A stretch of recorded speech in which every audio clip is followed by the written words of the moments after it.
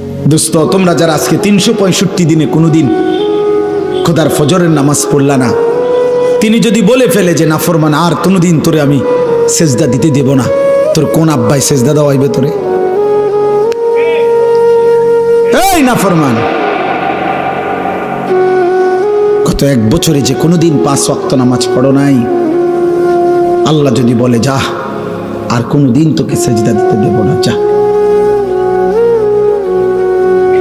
নূহ নবীরে বলছে যে আপনাকে না বললাম আপনি নবী, আপনি ভুল করছেন কেন? আপনারা না বলছি, এই নবী তোমাকে না বলছি আমি আর কাউকে ঈমান দেব না, আবার বলছো কেন? কোরআনুল কারীমের মধ্যে আছে বাপ, নূহ নবীর মতো নবী 950 বছর যে আল্লাহর দিকে ডাকছে মানুষকে, সেই নবী এবার আবার হাত তুলে বলছে আল্লাহ আমার ভুল হয়ে গেছে, আমি বিষয়টা বুঝি নাই, আমি সন্তানের অস্থিরতায়, আল্লাহ আমি আপনার ফয়সালার কথা আমার মনে নাই, আমার সন্তান জাহান্নামী হবে, এটা আমারে পাগল বানায় ফেলছে, এটা আমারে অস্থির বানায় ফেলছে, আমারে ভুলায় দিছে আপনার কথা, আপনি আমারে মাফ করে দেন। ওয়া ইল্লা তাগফিরলি ওয়া তারহামনি আকুন মিনাল খাসিরিন।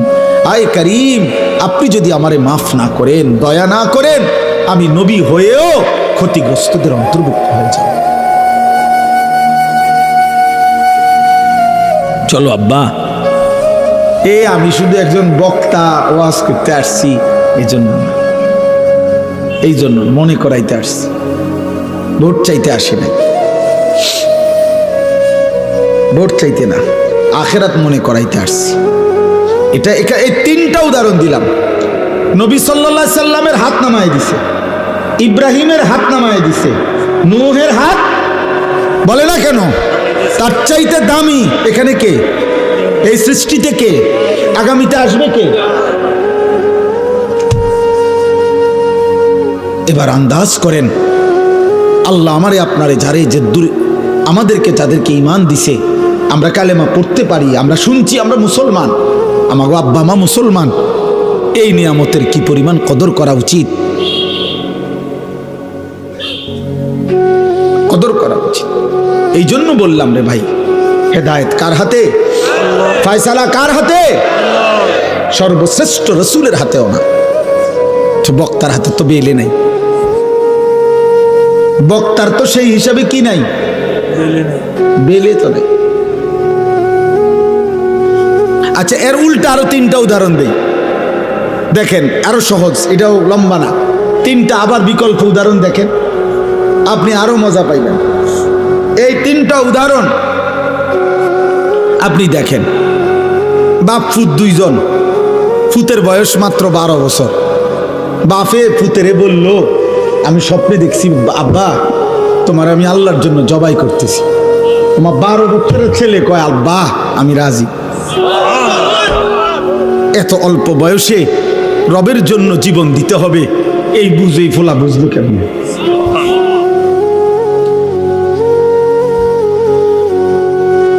আল্লাহ বলছে দেখো তো, এবার ইব্রাহিম আবার ইসমাইল, আমি আল্লাহ 2 জনকেই পূর্ণ ঈমানওয়ালা বানায় দিলাম, এটাও আমার ফয়সালা। আচ্ছা, এবার আবার শুনেন, 10 বছরের একটা ছেলে, সে 10 বছর বয়সে বাড়ির থেকে তার ভাইরা তারে বাইর করে দিয়া কূপে ফেলে দিছে। সে 10 বছর বয়সেই বাবার থেকে বিচ্ছিন্ন, মার থেকে বিচ্ছিন্ন। এরপরে একটা বাজারে কৃতদাসের মতো বিক্রি হয়েছে।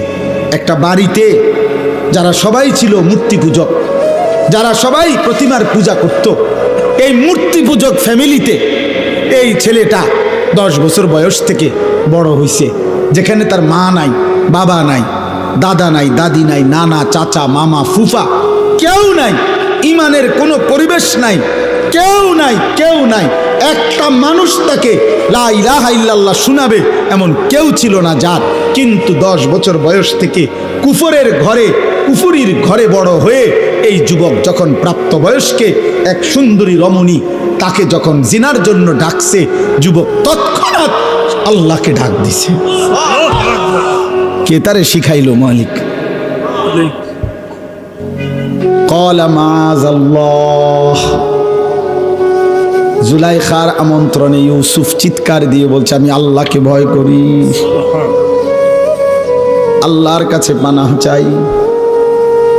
ইন্নাহু রাব্বি আহসানা মাসওয়াই,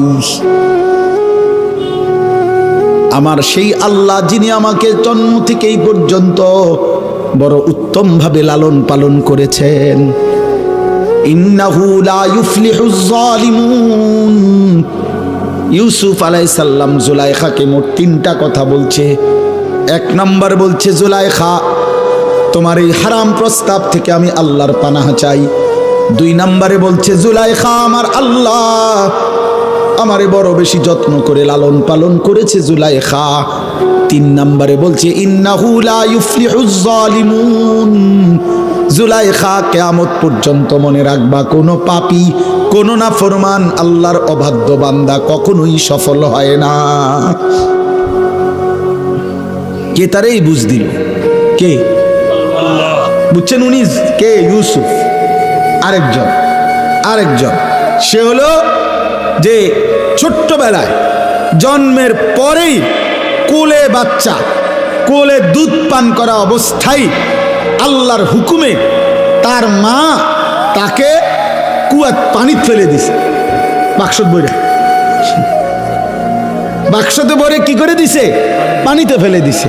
তাইলে এই বাক্সতে ভরে পানিতে ফেলে দেওয়ার পর থেকে তারে, এই বাচ্চাটাকে আল্লাহ চিনাবে কে? আখেরাত চিনাবে কে? তাকে নেককার চিনাবে কে? কিছুই জানে না, কিছুই জানে না। তাকে আল্লাহ তাআলা পৌঁছায় দিছে এমন এক ঘরে, যেই ঘর শুধু কুফরের ঘর না, কুফরের সর্দার, কুফরের সবচেয়ে বড় দাবিদার, খোদা দাবিদার বেঈমানের ঘরে, ফেরাউনের ঘরে বড় হইছে, ফেরাউনের ঘরে, বেঈমানের ঘরে, খোদা দাবিদারের ঘরে। কিন্তু সেই ঘরে এই কোলের বাচ্চা বড় হইয়া আগামী দিনে এই বাচ্চাই রাসূল হয়ে গেছে। আসমানওয়ালা বলেন, আমি বানাইছি। আমি ফেরাউনের ঘরে তারে আল্লাহ চিনাইছি, আমি জুলাইখার ঘরে তারে আল্লাহ চিনাইছি। সুবহানাল্লাহ, সুবহানাল্লাহ। এই জন্য দোস্ত এই তিনটা 6টা উদাহরণ দিলাম। মূলত হেদায়েত কার হাতে? ফয়সালা কার হাতে? পরিবর্তন কার হাতে? কিশোর ভাই, যুবক ভাই, বয়স্ক ভাই, পর্দার আড়ালের মা বোন, প্রত্যেকে আপনাদের সবার কাছে আমার অনুরোধ, আমি আর লম্বা করতে চাই না। লম্বা করা যাইতো কিন্তু উচিত না, কারণ আশপাশের বাসাবাড়ির মানুষ, তাদের ঘুমের সময় কষ্ট হয়। যত কিছুই আপনারা বলেন, আপনাদের ভাল লাগলেও কিন্তু ঘরওয়ালাদের কষ্ট হয় ভাই। মাইকের আওয়াজ কষ্ট পায় মানুষ, অনেকের ঘুমের কষ্ট হয়, ক্লান্ত মানুষ, মহিলা, অসুস্থ, বাচ্চা।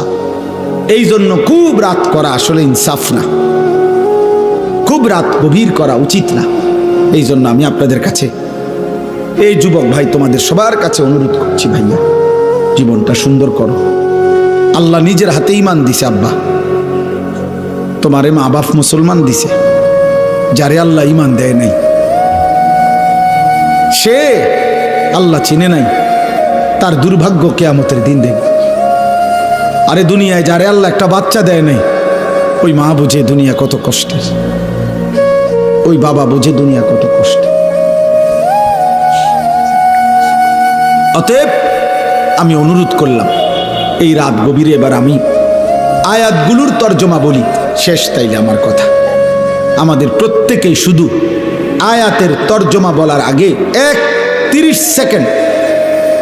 সেকেন্ড আপনারা প্রত্যেকে নিজ নিজ জায়গায়, আমিও, আপনারাও ভাববেন শুধু একটা জিনিস, যে চোখ বন্ধ করে দেখবেন 30 সেকেন্ড শুধু একাকী নিজের কল্পনা করবেন যে আমি এখন যে অবস্থানে আছি, আমার জিন্দিগির গুনাহ বেশি নাকি নেকি বেশি।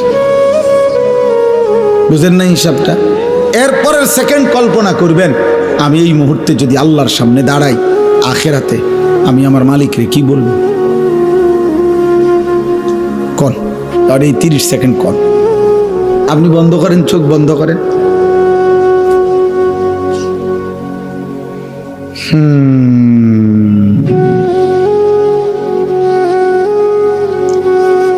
বলেন কি মনে হয় বাপ, গুনাহ বেশি না নেকি বেশি?